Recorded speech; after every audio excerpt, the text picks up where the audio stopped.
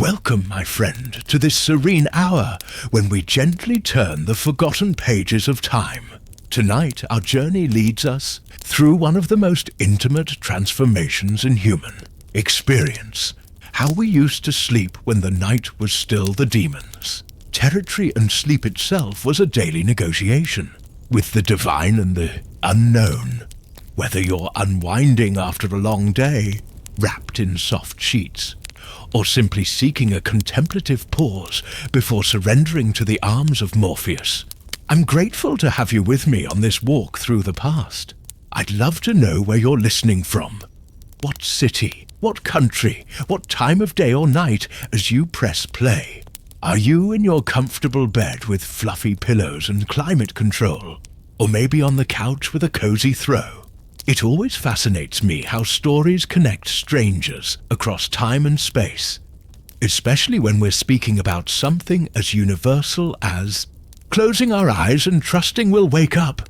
Because you see, that seemingly simple act, laying your head on the pillow and drifting off, is actually one of the most radically different things between us and our ancestors. If you could time travel to the 13th century and try to sleep on any given night, you'd be more lost than a tourist without GPS in a foreign city. Let me tell you what you'll discover on this journey through medieval nights, and get ready to question everything you think you know about sleep. You'll hear how our ancestors slept in two completely separate stretches, turning the small hours into a theatre of activities that would seem bizarre to us today. Imagine waking up every night at 2 a.m. to chat with your neighbours through the window. That was normal. That was the schedule. You'll see how a medieval bed was more like an involuntary college dorm, where privacy was a concept yet to be invented. Entire families, guests, servants, and sometimes perfect strangers shared the same mattress. And no, there was no embarrassment. It was pure logistics. Body heat as a collective heater. You'll meet the nocturnal terrors that haunted every bedtime, when sleep paralysis was literally a demonic attack, when nightmares were encrypted messages from beyond, and when falling asleep face down could be considered, well, let's just say it had moral implications involving the devil. You'll discover how monks lived the ultimate paradox. They needed sleep to function, but sleeping too much was a sin. How did they solve it? With creativity that would make a modern productivity consultant weep with envy. And you'll hear something that might change how you see your own nights. Maybe modern insomnia isn't a disease at all, but our medieval nature trying to resurrect itself in a world of electric light. Maybe those nights when you wake up at 3 a.m. and start reflecting on life aren't a bug in the system, but an ancestral feature working perfectly. Because here's the truth, no one tells you. For 700 years, waking in the middle of the night was as normal as eating breakfast. And maybe, just maybe, our medieval ancestors knew something about sleep that we've completely forgotten. So, settle into your modern bed, with luxuries unimaginable for a 12th century peasant. Soft pillows, clean sheets, a mattress that doesn't house a family of rodents. Take a deep breath and allow yourself to travel to a time when falling asleep was, quite literally, an act of faith. A time when every night was a small voluntary death, and every morning a celebrated resurrection. Let's discover together how humanity slept for 1,000 years, and why that might be the key to understanding why you're awake right now, listening to this story when you should be asleep. But before we begin, subscribe to the channel if these stories about how people slept in the Middle Ages bring a bit of calm and charm to your day. We've got many more bedtime journeys ahead. Now, imagine I told you that you've been sleeping wrong your entire life, that your 8 uninterrupted hours are a modern invention as artificial as diet soda or video conference meetings. that for more than 500 years, humanity operated on a completely different sleep system, and perhaps, just perhaps, they had it right. Welcome to the world of medieval biphasic sleep, or, as I like to call it, the Middle Ages Netflix. Insomnia, but scheduled for over 1,000 years, roughly from 500 AD until the 18th century. Our ancestors practiced a nightly ritual that today would feel ripped from a sci-fi script. They slept in 2 entirely separate shifts, with an interval in between that was as sacred as mealtimes. It wasn't a sleep disorder. It wasn't insomnia. It was humanity's official timetable, and everyone was perfectly synced to it. The first sleep, primum somnum, as the Latins called it, started right after sunset. In a world without electric light, that meant late afternoon to early evening, around 6 p.m. in winter, and sometimes 8 or 9 p.m. in summer. People literally followed the sun like a very strict boss who doesn't allow overtime. It got dark, time to sleep, no negotiation, and they slept soundly for about 4 hours. 4 hours of deep restorative sleep without interruptions. No alarm, no buzzing phone, no neighbor throwing a party. Just the absolute silence of a world at peace with the dark. Then, between midnight and 2 in the morning, they woke naturally. And here's where it gets interesting. They didn't stress about it. They didn't check a clock thinking, "Ugh, I must get back to sleep or tomorrow I'm dead." They simply got up. During those 2 nocturnal hours, people did things that would sound downright surreal to us. And when I say surreal, I picture you explaining to your boss that you woke at 2 a.m. to pray for half an hour, then chatted with the neighbor through the window about the price of wheat, and then spent quality time with your spouse before going back to bed. They prayed, not quick prayers in a rush, but long, meditative, contemplative ones. Prayer books of the time had specific sections called vigils, written precisely for that window. It was as if the small hours offered a direct line to the divine, less cluttered by daytime worries, a hotline to God that worked better at night than rural internet.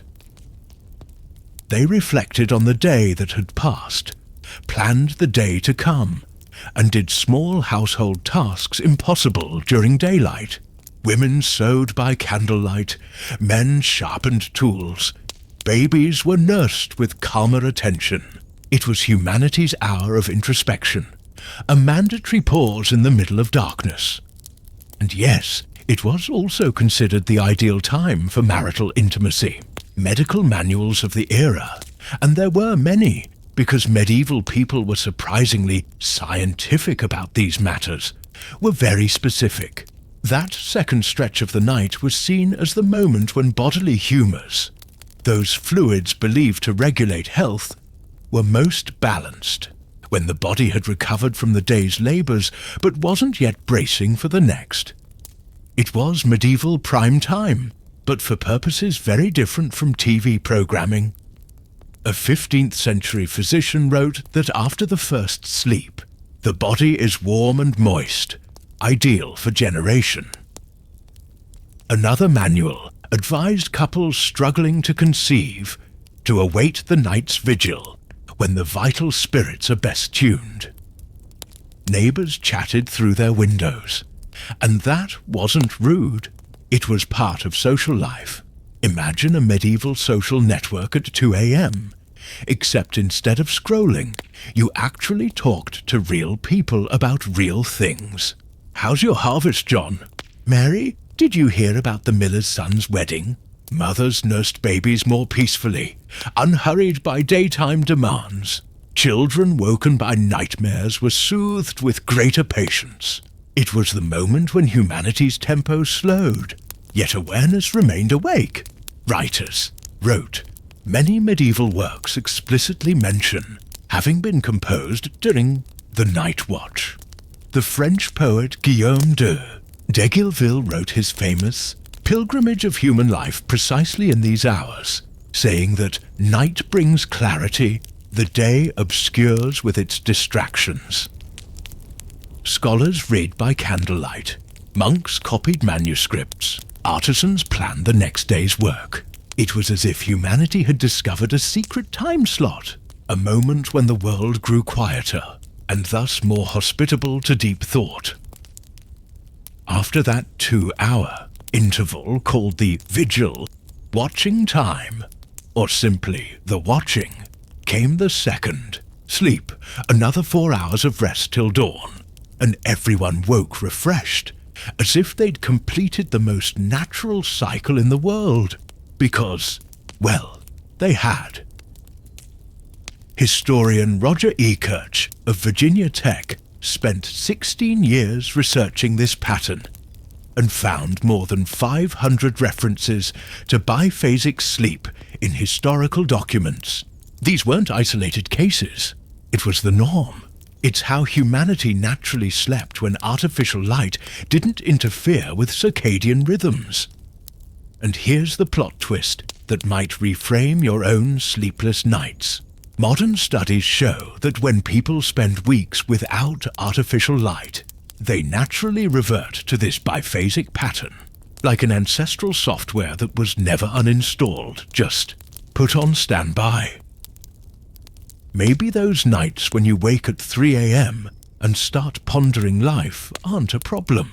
Maybe they're just your medieval body trying to show up in a world of LEDs. There was another surprising aspect of medieval nights, where people slept. And more importantly, with whom? The answer will make you completely rethink the concept of privacy. Brace yourself. If you think sharing an Airbnb room with strangers is awkward, you have no idea what a medieval night looked like. The medieval bed wasn't just a piece of furniture. It was a complex social ecosystem, a human heating hub, a theatre of enforced intimacies and, at times, a silent battlefield for a few inches of space. It's as if someone invented the sharing economy 500 years before Uber, but applied to sleep. Let's start with basics. Size. A typical family bed measured roughly 1.20 meters by 1.80, about 4 ft by 6 ft.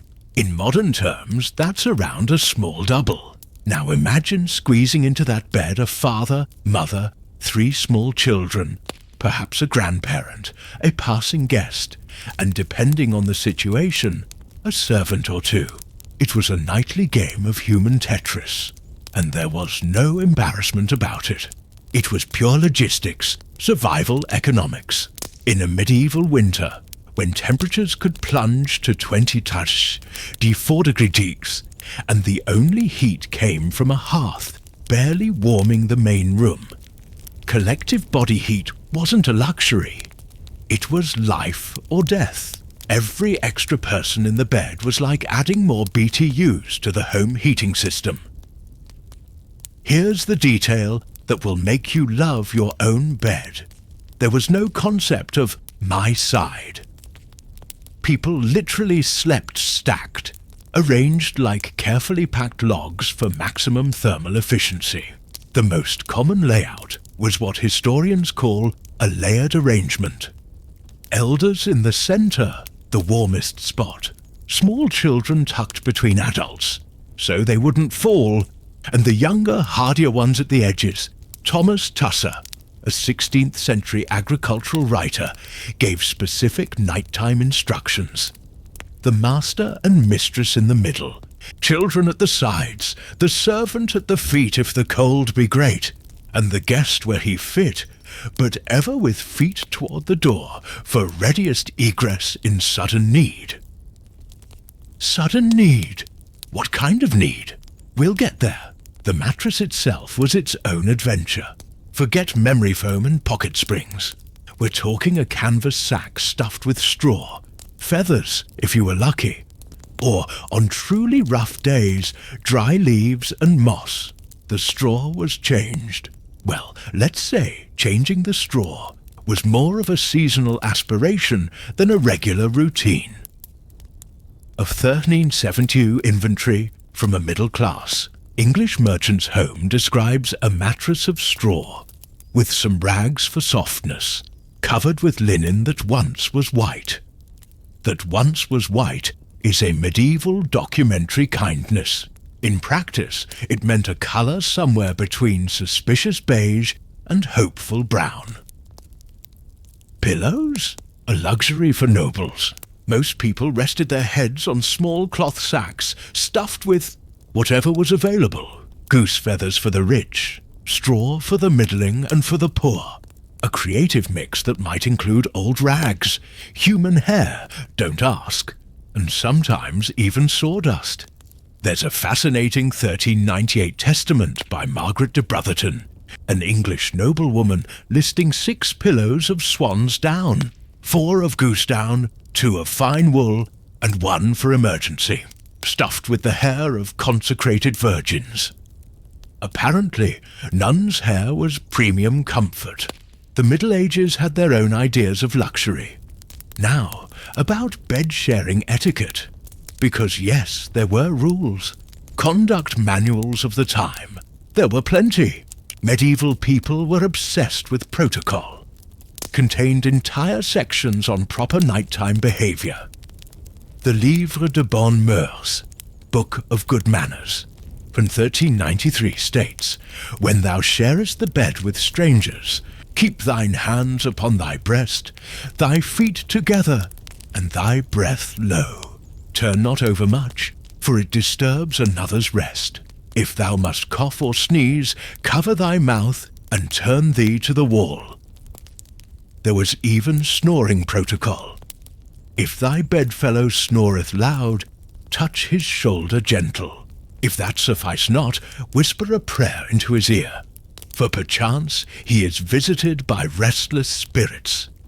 And marital intimacy in such conditions, managed through a mix of curtains, whispers, and precise timing. Remember that night vigil we discussed? It also served as a period of relative privacy. While children and guests slept deeply, couples had their window. There were even coded signals.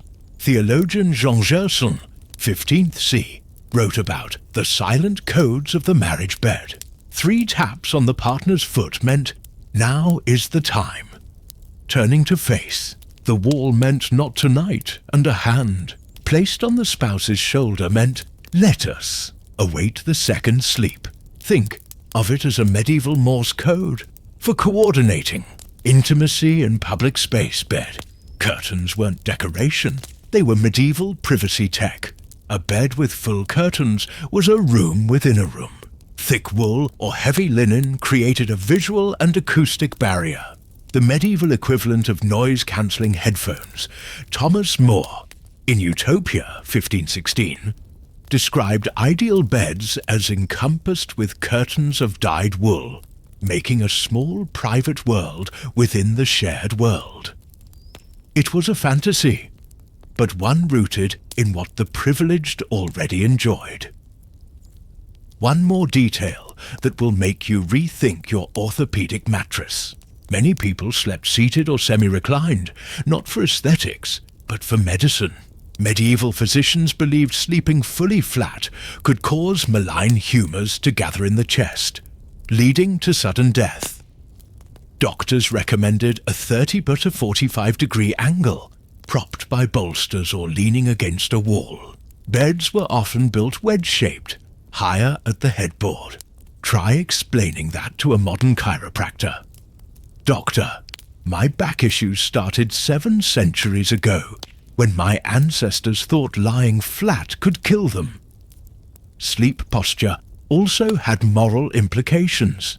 Prone, face-down sleep was considered a demonic posture, mimicking penitential submission to evil.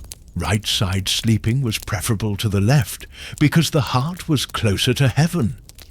Supine was acceptable, so long as hands were crossed over the chest, in a prayerful pose. There are entire sermons on Christian postures of sleep.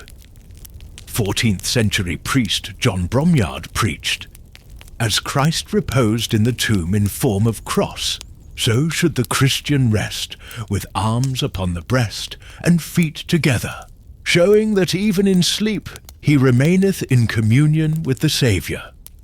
Christian yoga for bedtime. Guests.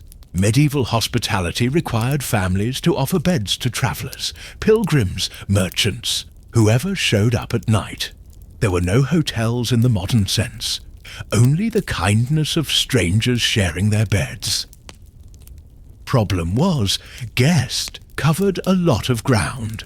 It might be a respectable merchant from a nearby town, a pilgrim bound for Santiago, an itinerant minstrel, or anyone. Couchsurfing, medieval edition, without profiles or reviews. Records tell of families waking to find that the honest merchant had left with a few souvenirs. Others learned that the devout pilgrim was actually a spy, a thief, or someone fleeing heresy charges. Hence, Tusa's instruction that the guests sleep with feet towards the door. Not courtesy, strategy. If the stranger tried something in the night, he'd be in the least advantageous position. And then there were animals. Yes, animals. Cats and small dogs were welcome in bed in winter. More natural heaters in the human-animal HVAC system. Chickens occasionally showed up too, especially if it was bitterly cold. A 1425 Yorkshire farmer's diary notes. Night of bitter frost. We brought the hens within. One would sleep in the bed. Margaret saith the hen was warmer than I cannot gainsay. Sheets were another luxury. Most people slept straight on straw, covered with woolen blankets or animal skins. When sheets did exist, they were coarse linen and washed. Well, when possible. In winter, that might mean months between washes. A medieval refresh sheets without washing recipe advised. Scatter dried lavender and mint leaves between layers. Lay in the sun for a few hours and shake vigorously. Fabre's Medieval Herbal Edition. Privacy, as a concept, simply didn't exist. Children grew up seeing and hearing everything adult life entailed. There were no conversations that waited till the kids were asleep, because everyone slept in the same space. It was a very direct, practical sex education. No euphemisms, no awkward explanations. Ironically, this produced adults simultaneously more open about bodily and sexual matters, and more guarded about emotional privacy. When you can't hide anything physically, you learn to keep secrets in other ways. And here's something that will make you stop complaining about your room. Smell. A medieval bed in midwinter, occupied by several people for weeks, in an age when bathing was semi-annual. Let's just say it was an extremely comprehensive sensory experience. Perfumes and aromatic herbs weren't luxuries. They were olfactory survival. Families burned incense before bed, sprinkled dried rose petals if they had them, or simply prayed to get used to the smell. It was like living inside a Tupperware that had stored lunch for too long. Except that Tupperware was your house, and you had no choice but to adapt. And so, my friends, this was the intimate geography of medieval sleep. A bed wasn't just a place of rest. It was a social hub, a heating system, a nighttime workspace, a theatre of intimacy, an improvised hotel, and occasionally an emergency refuge. Today, when you stretch out alone on your orthopedic mattress, with clean sheets, climate control, and absolute privacy, remember, you enjoy a luxury that medieval kings could scarcely imagine. But perhaps they knew something about human connection that we lost when everyone got their own room. That enforced intimacy of shared beds had a darker side. When you sleep packed in with others, you don't just share body heat, you share nightmares, night terrors, and all those strange experiences at the border between waking and sleep. and in the medieval world, those experiences had very specific explanations, deeply supernatural and truly terrifying. Picture this. You've settled into your first sleep, wedged between family members and maybe a stranger or two, when something invisible sits on your chest. You can't move, can't cry out. A dark shape gathers in the corner. Your lungs won't obey. Your body is paralyzed. A malevolent presence whispers your name. In our world, we call that sleep paralysis, a well-known neurological phenomenon affecting about 8% of people. In the medieval world, it had a name and address, a demonic visitation, not a metaphor, a medical diagnosis. For our ancestors, night wasn't merely the absence of light. It was enemy territory. The moment you closed your eyes and entrusted your soul to the unknown, literally, like leaving your front door open in a dangerous neighborhood, except the neighborhood was the spirit realm, and the criminals were demons, witches, restless spirits, and creatures with no name in any human tongue. Sleep paralysis was just the beginning of a long catalogue of nocturnal horrors. There were incubi, male demons visiting women in their sleep for purposes not suitable for Sunday sermons. There were succubi, their female counterparts seducing men in dreams. There were the mare, spirits that literally rode their victims at night, causing nightmares so vivid people woke with physical marks. The very word nightmare comes from that, night plus mare. The mare was a mythic creature that sat on sleepers' chests and drained their vital energy, a psychic vampire specializing in nocturnal torture. What's fascinating is how closely medieval descriptions match modern accounts of sleep paralysis, night terrors, and even some forms of apnea.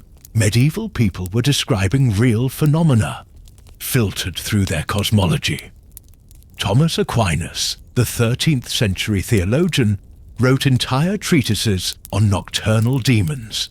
He categorized visitations by time of night, body posture, and even lunar phase, a spiritual troubleshooting manual. If attack be during first sleep, on the side in waxing moon, likely a lesser incubus. Remedy, prayer to Saint Michael, and blessed salt beneath the pillow. Aquinas wasn't inventing. He was systematizing centuries of consistent reports, medieval sleep science. But demons were only part of the problem. There were the restless dead.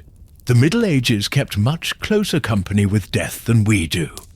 People died at home, were waked at home, often buried in the churchyard down the lane. The line between living and dead was porous. Reports of unquiet spirits visiting families at night were so common, the church developed specific protocols. Not superstition, pastoral problem. Priests trained in pacifying the unquiet dead, with special prayers, purification rites, and even the relocation of remains if needed. A 1323 English case tells of William de Laudun, a peasant who died of plague and began to visit his family each night. According to the parish record, William appeared during the first sleep, sat on the bier, and tried to discuss practical matters with his widow.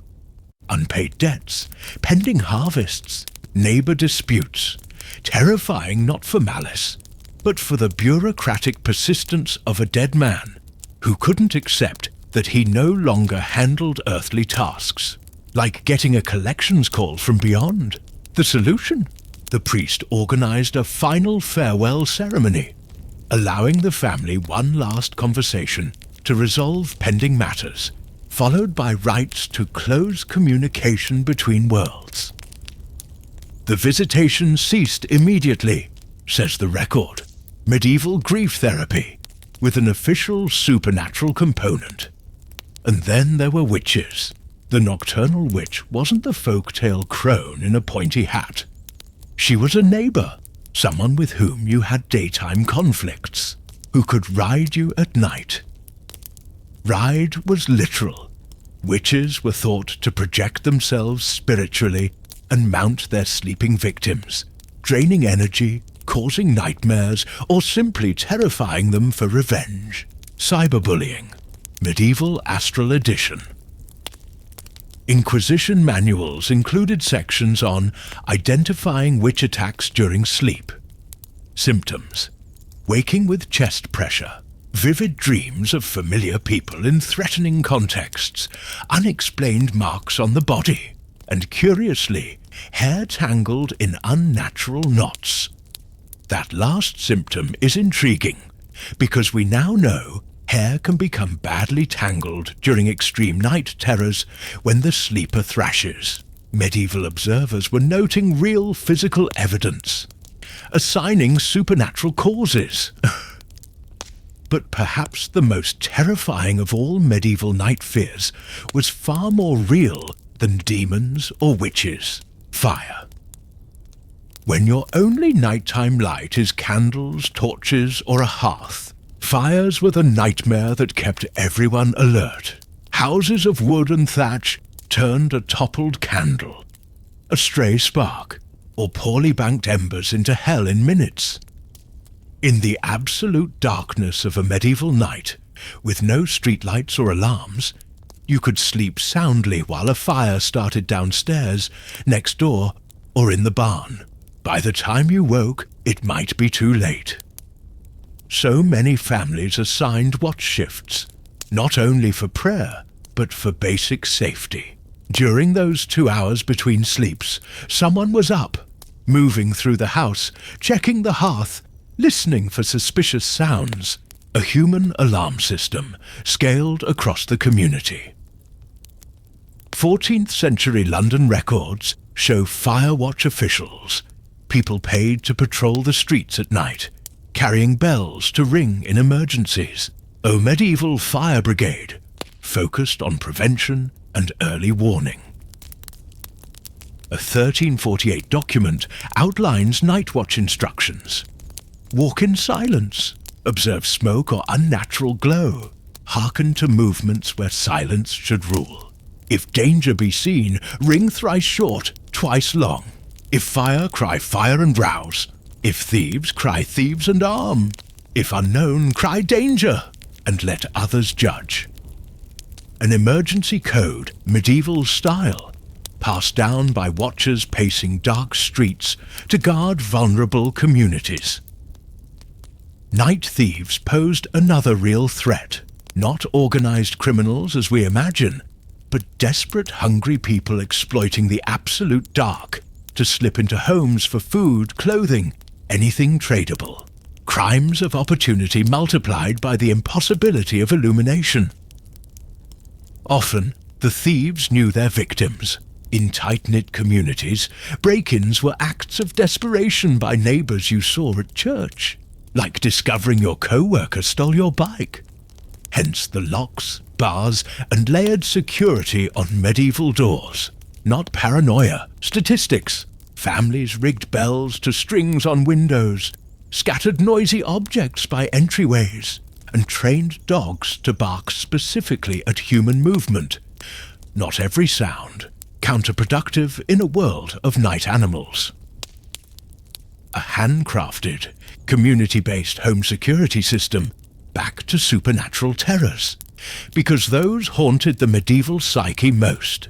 The Church, as the science institution of its day, developed an impressive arsenal against nocturnal visitations. And by arsenal, I mean sophisticated spiritual technology refined by centuries of practice. Blessed salt was the basic antivirus. Sprinkled around the bed, it created a circle of protection demons supposedly couldn't cross. But not just any salt. Sea salt, blessed under a new moon, by a priest who had fasted 3 days. Multi-factor authentication, spiritual edition. Holy water worked like a firewall, sprinkled in the room's corners before sleep to purify the space and expel unwanted presences. Families kept small stoups of holy water bedside, like sacred pepper spray. Crucifixes weren't merely symbols, they were spiritual antennas, placed so the sleeper could see it even in darkness, usually on the wall opposite the bed, a celestial security guard in view. Relics were the premium package, a fragment of a saint's bone, cloth that touched a martyr, a splinter of the true cross. The more potent the relic, the stronger the protection. Noble families competed for rare relics, like we compete for high-end security systems. Inventories list remarkable night protection collections.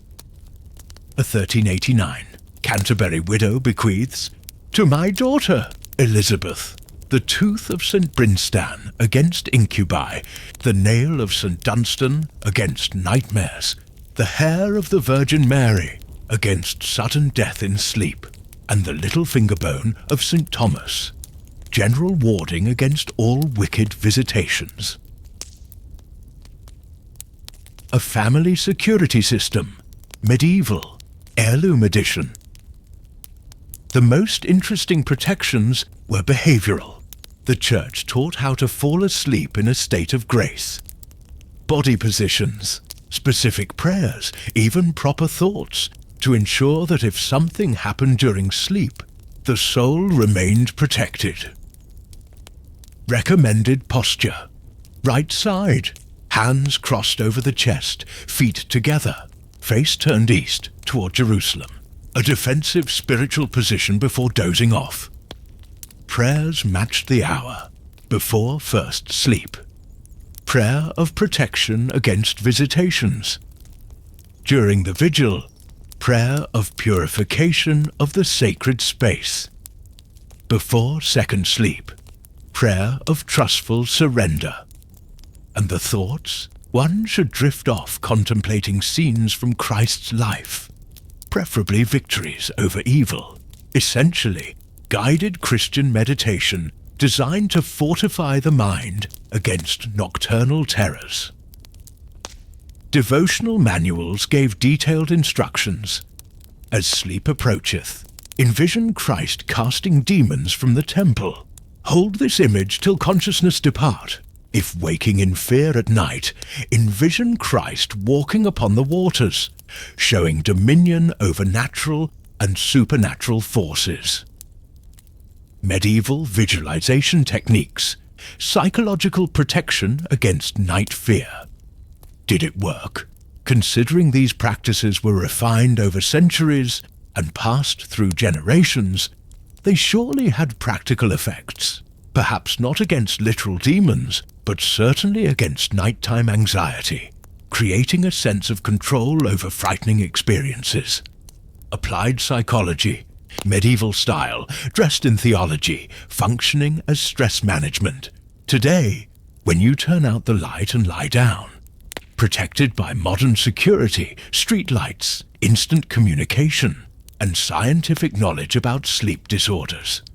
Remember, you enjoy a tranquility that countless generations never knew. But perhaps, just perhaps, we lost something when we stopped believing the night could be dangerous. Maybe a little healthy reverence for darkness isn't superstition. It's wisdom. Not everything that happened during medieval sleep was terrifying. Amid demons, witches, and fires, there was something more extraordinary. The absolute belief that God used sleep as a private mail system to reach humanity. For our ancestors, dreams weren't just random neurons firing during REM. They were encrypted messages from the Most High, delivered straight to your mental inbox, like receiving divine email. Only you needed a specialist to decode it.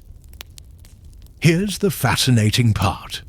The medieval church didn't merely accept this, it systematized it. There were official dream interpretation manuals, theological treatises on oniric communication, and even a hierarchy of which kinds of dreams came from which celestial sphere. Microsoft Outlook for the supernatural. Saint Jerome, in the 4th century, laid the foundations. God speaks to us when our reason rests, for then the soul is most receptive to divine wisdom, freed from earthly distraction. In other words, the best time to take an important call is when your mind is relaxed, except the caller is the Almighty. Medieval dream classification was surprisingly sophisticated. 3 main categories: somnium, ordinary dreams reflecting daily concerns; visio, true visions sent by God; and oraculum, direct revelations, usually for holy people or times of crisis. How to tell them apart? The Church developed criteria. Divine dreams had distinct traits: exceptional clarity, recognizable biblical symbolism, and interesting detail. They always left the dreamer with a deep sense of peace, even when the content was disturbing. Quality indicators for heavenly communications. Thomas Aquinas wrote entire treatises on prophetic dream mechanics. In his view, God used angels as oniric messengers, implanting symbolic images in the human mind during sleep, outsourcing revelation delivery to specialized staff. Aquinas even assigned different angels to different messages. Gabriel for major announcements, Michael for danger warnings, Raphael for guidance on healing. A celestial org chart for nighttime communications. Did it work? The number of major decisions made on the basis of dreams is astonishing. Joan of Arc convinced the French king to give her an army based on nocturnal visions. Constantine converted the Roman Empire after a specific dream. Francis of Assisi founded his order following instructions received in sleep. History-shaping decisions based on dreams, not just the famous. Parish records brim with stories of peasants, merchants, and ordinary folk who changed trades, moved towns, or made major family decisions because of dreams interpreted as divine guidance. A compelling 1347 case from Normandy tells of Pierre Le Boucher, a butcher who dreamed 3 nights in a row of St. Peter telling him to become a fisherman. Pierre sold his business, moved to the coast, and took up fishing. He prospered notably, says the record. His family attributed the success to obedience to a prophetic dream. Medieval career coaching, Heavenly Edition. Dream interpretation was a respected science. There were specialists, not fairground charlatans, but learned clerics trained in seminaries, versed in scripture, able to draw complex symbolic connections between dream images and biblical meaning. Somnia Danielis, Dreams of Daniel, was among the most popular manuals, circulating in hundreds of manuscript copies, a kind of dream symbol dictionary, correlating specific images to prophetic meanings. Clear water meant spiritual blessings on the way. Murky water signaled temporary trials that would lead to growth. Animals held specific meanings. A lamb represented innocence to be protected. A lion meant courage needed to face a coming challenge. A serpent could be temptation, negative, or wisdom. Positive, depending on context, a coded symbolic system passed down through generations. What really intrigues is how psychologically astute many medieval interpretations were. Long before Freud or Jung, interpreters noted that dreams reflected anxieties, repressed desires, and inner conflicts. A 1398 manual says, "If one dream oft of high places from which he cannot descend, this showeth fear of responsibilities to which God calleth him. The soul knoweth its vocation ere the conscious mind agreeth." Medieval psychoanalysis in religious language, pinpointing real mechanisms of the psyche. recurring dreams received special attention. Repetition meant God was pressing an urgent message the person hadn't understood the first, second, or third time, like an unread notification that won't stop popping up. Saint Hildegard of Bingen, 12th C, developed a complex system for interpreting recurring dreams, analyzing frequency, emotional intensity, and elements that changed between repetitions. Pattern analysis of dreams, 400 years before modern psychology studied it. She recorded over 300 dreams from people seeking her interpretation, creating a medieval database of oniric experiences, rigorous field research on consciousness in sleep. There were also shared dreams, 2 or more people dreaming the same thing on the same night. For medievals, definitive proof of divine communication. God sending the same message to multiple recipients to ensure comprehension and seriousness. 1445 report from a Canterbury monastery tells how 5 monks dreamed on the same night of St. Benedict, pointing to a specific library wall.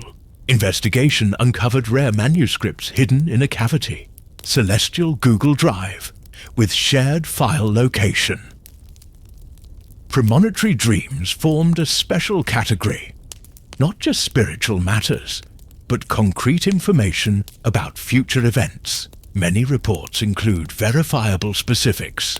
Chronicler Geoffrey of Monmouth recorded dozens of prophetic dreams fulfilled with striking accuracy.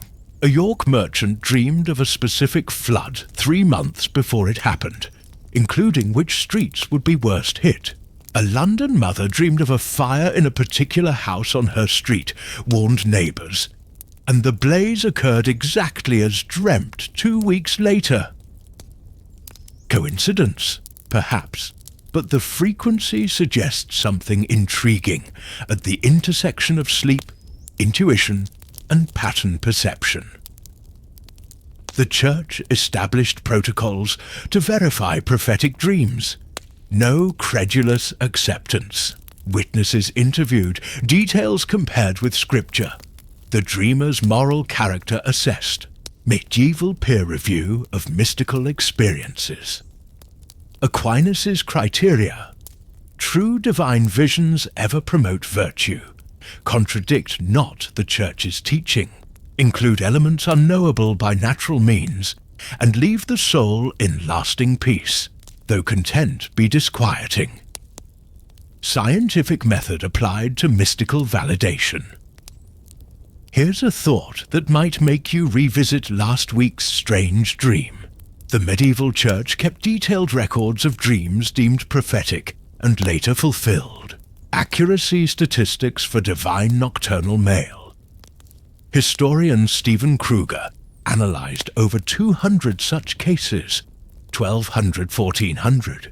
The hit rate, events that occurred similarly to what was dreamt, was about 23%, well above random chance. Not proof of supernatural messaging, of course. It may show that people with keen intuition, deep local knowledge, and a knack for sensing subtle patterns processed information subconsciously in sleep, in ways that looked prophetic. For medievals, the explanation was simpler. God was literally sending nightly emails to anyone needing guidance. Healing dreams were especially important. The sick made pilgrimages specifically to sleep at sacred sites, hoping to receive divine instructions or miraculous cures in the night. Booking a doctor's appointment with the almighty Canterbury's Shrine of St. Thomas. Becket drew thousands yearly to dream for healing. Records show many reported marked improvement after nights spent there, often crediting recovery to dream instructions. One detailed 1392 account tells of Margaret of York, crippled by severe arthritis, who dreamed St. Thomas instructing a specific poultice of herbs from the monastery garden. She followed the dream exactly and, witnesses say, regained hand movement within 2 weeks. Medieval integrative medicine. Faith, sleep, intuition, and herbal knowledge combined. Perhaps the most fascinating aspect is how dreams functioned as a democratic channel of divine communication. Unlike biblical revelation through specific prophets, dreams were available to anyone. A heavenly customer service line, always open if you knew how to call. Illiterate peasants received guidance as valid as learned nobles. Women, who had few official rights, could receive revelations with the same authority as powerful men. A celestial system that ignored earthly hierarchies. Catherine of Siena, a dyer's daughter, persuaded popes and kings based on nocturnal visions.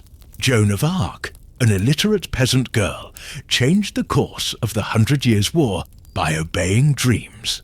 Medieval female empowerment through a channel no male authority could censor, and here's something that may change how you see your own dreams. Many medieval techniques to incubate prophetic. Dreams closely resemble modern lucid dreaming and dream incubation. Methods: 3-day fasting before seeking guidance in dreams. Modern science shows moderate fasting can increase dream vividness and recall. Repetitive prayer before bed, that's an intention technique. Programming the subconscious to focus on a question during sleep. Sleeping at sacred sites. A different environment can indeed stimulate more memorable dreams. Using herbs like lavender or mugwort, both affect sleep patterns and can intensify dreaming. Empirical medieval science. Religious in dress, based on centuries of experimentation with altered states. Today, when you close your eyes and hand your mind to sleep's mysterious territory, remember, for our ancestors, this was the most important time of day. The hour when the human soul was available to receive guidance, wisdom, even specific instructions from the Creator of the universe. Perhaps they were right about something fundamental. Sleep is more than physical rest. Maybe it truly is when our consciousness becomes most receptive to kinds of knowledge that don't arrive through ordinary senses. Or perhaps, just perhaps, we still receive guidance through dreams. We've simply forgotten how to pay attention. While medieval laypeople navigated demonic nights and divine revelations, one group faced an even thornier dilemma. Monks. For them, sleep wasn't just a biological need or a chance for heavenly mail. It was a daily moral negotiation between the body's demands and the spirit's. Imagine trying to be holy in a world that demands you sleep. That was the paradox defining medieval monastic life. The core question was theological. If Jesus spent entire nights in prayer, if saints slept only 2 or 3 hours, if constant vigilance proved supreme devotion, then wouldn't 8 hours be spiritual laziness? St. Jerome was blunt in the 4th century. The servant of Christ must be ever watchful, ever ready for the divine call. Excessive sleep is sibling to spiritual death. A celestial personal trainer who never lets you rest. Practical problem. Underslept monks couldn't work, study, or even pray properly. They dozed off during Mass, botched manuscript copying, and sometimes literally fainted from exhaustion during ceremonies. A bug in the perfection system, St. Benedict of Nursia, 6th C, was the first to tackle the paradox systematically. His Benedictine rule, the operating manual for monasteries across Europe, treated sleep with the pragmatism of someone who understood spirituality and administration. Benedict required dormitory sleeping, each monk in his own bed, but always with a candle burning. Constant light served multiple purposes, discouraged improper thoughts, invited by total darkness, allowed discreet supervision, and symbolized the divine presence that never sleeps. Spiritual Panopticon, medieval edition. The Benedictine schedule calculated sleep with precision. They went to bed after Compline, around 9 at night, rose again about 2 in the morning for matins, returned to sleep until dawn, and then began the day with lauds. Official biphasic sleep, with a built-in midnight meeting. Matins wasn't brief. It could last 1 to 2 hours. Psalms chanted, scripture read, periods of silent prayer, like being woken for a 2-hour work meeting every night for years. Monks got creative. Some learned to sleep standing during quieter parts of matins, discreetly leaning on pillars. Others developed sleepy prayer, a semi-conscious state reciting psalms automatically while part of the mind rested. Spiritual multitasking. Peter Abelard, 12th C, wrote candidly, "How can the soul soar to God when the body is heavy with weariness? How contemplate divine mysteries when the eyes cannot remain open? Sleep deprivation draweth us not to the divine, it maketh us beasts of burden unfit for true devotion." Practical theology. Was sleep martyrdom sanctifying, or just inefficient? Different orders tried different solutions. The Cistercians, an austere Benedictine reform, argued that intense daytime manual labor justified more night sleep, trading hours of night prayer for hours of prayer through work by day. The Carthusians went the other way, embraced sleep deprivation as supreme sacrifice, 4 hours max per night. The rest in prayer, study, or silent meditation. Hardcore monasticism. Voluntary insomnia. The Franciscans developed a revolutionary idea. Contemplative sleep. If God created the need for sleep, then sleeping well honored the Creator. A theology of rest, justifying 8 hours as obedience to God's design. Each order crafted its own theology of sleep, different interpretations of what God truly desired of servants at night. Contemplatives, the monks devoted solely to prayer and meditation, turned sleep into a spiritual lab. They cultivated techniques to maintain spiritual awareness during sleep, extending contemplation into the night. John Climacus, 7th C, wrote of the prayer of the heart continuing through sleep, a state where repetitive short prayers by day ingrained a pattern that kept running automatically at night, like a soundtrack looping in the mind. But the soundtrack was a constant conversation with God. Monks reported waking with the sense of having prayed all night, despite being unconscious, outsourcing devotion to the subconscious. Hermits complicated things further. Alone in cells, caves, or huts, they lacked community structure.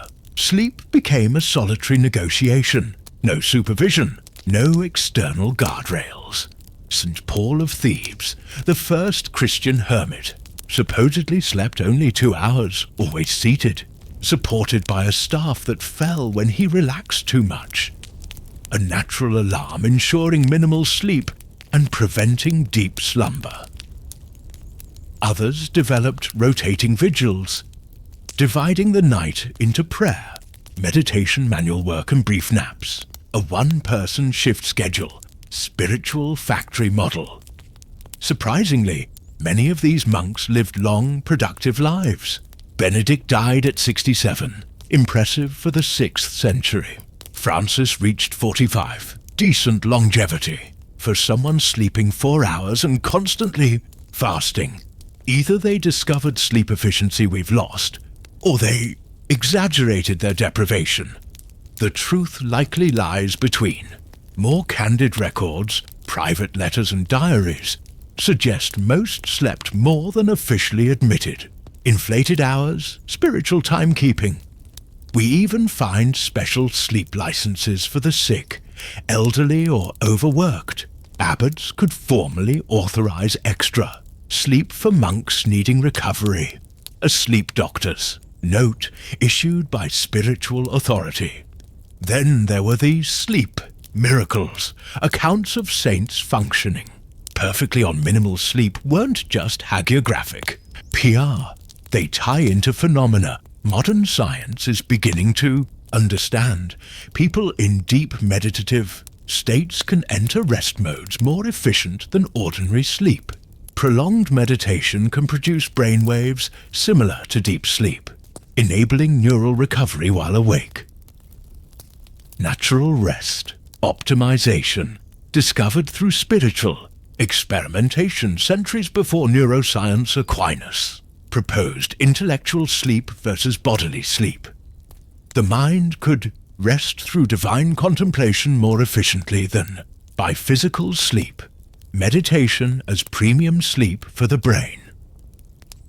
Here's the modern through line. Medieval monks were arguably the first biohackers, constantly experimenting with sleep schedules, diet, and meditation to optimize spiritual and physical performance. They tried intermittent fasting, dietary discipline, controlled sleep deprivation, holy vigils, light therapy, praying at sunrise, breathwork, prayer of the heart, a human optimization lab disguised as religion. Much monastic knowledge of sleep and consciousness was lost when monasteries were dissolved during the Reformation and other upheavals, like losing a research library on altered states compiled over a millennium. Some principles survived: sleep quality over quantity. Meditation can complement or partially substitute sleep. Regular schedules create natural efficiency. Controlled environments improve rest. Medieval monks learned that sleep isn't merely biological necessity. It's a practice you can refine, optimize, even turn into a tool for personal growth. When you lie down tonight, without a 2 a.m. obligation to chant matins, without the need to morally justify your hours of rest, without negotiating sanctity versus adequate sleep, you inhabit a freedom no medieval monk knew. But they discovered something valuable. The quality of consciousness during sleep can be cultivated. Rest can be intentional. Even unconscious hours can be devoted to purposes greater than physical recovery. Sleep wisdom that outlived religion. Knowledge of human potential we're only now rediscovering. And so we come to the end of this journey through medieval nights, carrying secrets our ancestors tucked into straw pillows and shared in silent vigils. Secrets about how sleep was a complex art, a daily negotiation of body and soul, a careful dance between necessity and morality. Tonight you learned that for 700 years, humanity lived by a rhythm utterly different from ours. Waking in the dead of night wasn't a disorder. It was the species' official schedule. Those 2 nocturnal hours were reserved for intimacy, prayer, reflection, and conversations daylight never allowed. You discovered that privacy didn't exist in sleep. Entire families, strangers, guests, and sometimes animals shared the same straw mattress, creating complex human ecosystems, where body heat was currency and nocturnal etiquette a necessary social science. You met the terrors haunting every medieval bedtime. Demons sitting on chests, witches riding their victims, restless spirits returning to settle bureaucratic scores. You saw how our ancestors built sophisticated spiritual defenses. Blessed salt as medieval antivirus, holy water as sacred firewall, relics as premium security systems. You explored the wondrous world of dreams as divine mail, when each nighttime image might be a cipher from on high, when dream interpretation was a respected science. when world-changing decisions were taken on the strength of visions received in sleep, and you dove into the monastic paradox, how God's servants wrestled to reconcile the body's needs with the spirit's demands, creating history's first systematic sleep optimization experiments. But the true revelation isn't just how our ancestors slept differently. It's what we lost when sleep became a mere biological inconvenience between productive days. For medievals, night was sacred territory. Sleep was a portal to human dimensions daylight could never access, a moment of absolute vulnerability that demanded spiritual protection, an opportunity for divine communication that required careful interpretation, a physical need laden with moral weight. They grasped something fundamental our age of electric light and 24/7 productivity forgot. Sleep isn't a pause on life. It's part of life, not time wasted, but time invested in forms of experience and knowing that waking consciousness can't provide. When you close your eyes tonight, in your private bed, on your orthopedic mattress, with clean sheets and climate control, you enjoy a luxury medieval kings couldn't dream of: absolute privacy, physical safety, material comfort, freedom to sleep without moral bargaining. But in gaining all that comfort, did we lose something essential? Our ancestors knew sleep connects. Families who slept together developed forced but deep intimacy. Communities sharing night watches wove support networks that worked in the dark. People treating dreams as divine messages stayed connected to dimensions of experience transcending the everyday. They knew sleep reveals. Nightmares weren't just neurons firing. They were warnings about fears needing attention. Recurring dreams weren't just memory processing. They were persistent messages about unresolved matters. Insomnia wasn't just a physical glitch. It signaled spiritual imbalance demanding care. They knew sleep transforms. Monks sleeping 4 hours weren't merely spiritual masochists.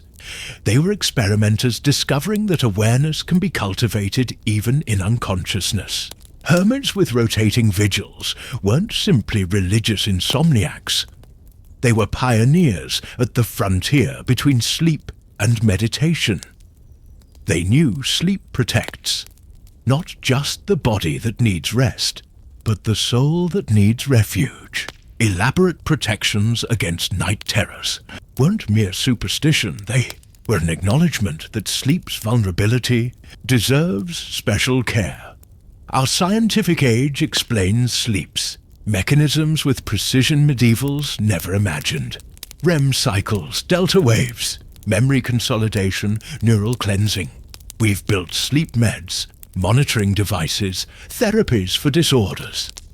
But in fully explaining how sleep works, did we lose the capacity to experience what sleep means? Medievals didn't know neurotransmitters, but they knew prophetic dreams. They didn't map circadian cycles, but they mastered biphasic rhythms. They lacked polysomnography, but developed dream incubation techniques that worked. They approached sleep as a mystery to be lived, not a problem to be solved. Here's the question this journey leaves us with. In our quest to optimize sleep, shouldn't we also recover reverence for it? I'm not suggesting we go back to straw mattresses with strangers, or read every nightmare as a demonic attack. But maybe there's wisdom in recognizing that the 8 hours we spend unconscious each night are a rich territory our culture barely explores. That nagging insomnia, could it be not only a chemical imbalance, but also an invitation to contemplative vigil? That strange dream, could it be not only neural processing, but also insight into problems your waking mind can't crack? That sense you should be doing something more productive than just sleeping. Could it be a distorted echo of medieval monastic anxiety about sanctity versus rest? Medievals had something we've lost. The understanding that sleep is a portal, not merely a pause. A portal to kinds of experience, knowledge, and connection waking life can't offer. They knew some of the most important conversations happen during night watches. Some of the deepest insights arrive in dreams. Some of the most needed healing takes place in true rest. We don't need to believe in demons to admit the night is haunted by real fears that must be faced. We don't need to believe in divine mail to see that dreams can reveal wisdom our waking mind can't access. We don't have to sleep in shifts to recognize that waking in the night isn't necessarily a problem. It can be an opportunity for a quiet that daylight never grants. The great lesson of medieval nights isn't how to sleep, it's how to honor sleep, to recognize that those hours of vulnerability and unconsciousness are essential to a full human life. When you turn off the light tonight, carrying these stories of ancestors who made an art of sleep, remember, you're not just resting up for tomorrow, you're stepping into a realm that has bound humanity across centuries.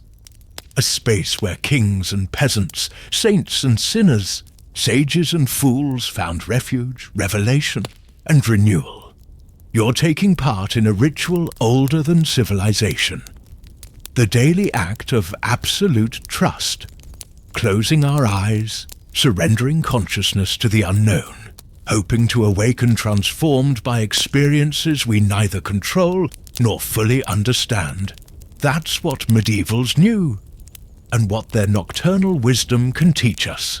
Sleep isn't an interruption of life. It's one of its deepest expressions. Sleep well, dream deeply, and remember, you're following a tradition that connects you to every person who ever lived, in a rhythm more fundamental than any technology, more essential than any scientific discovery. You're simply being human, in the oldest, most mysterious way, and that, my friends, is the true gift medieval nights left us. The understanding that some of life's most important experiences happen when we stop trying to control everything and simply surrender to the mystery. Good night. May your dreams be a doorway to wisdom the day cannot teach.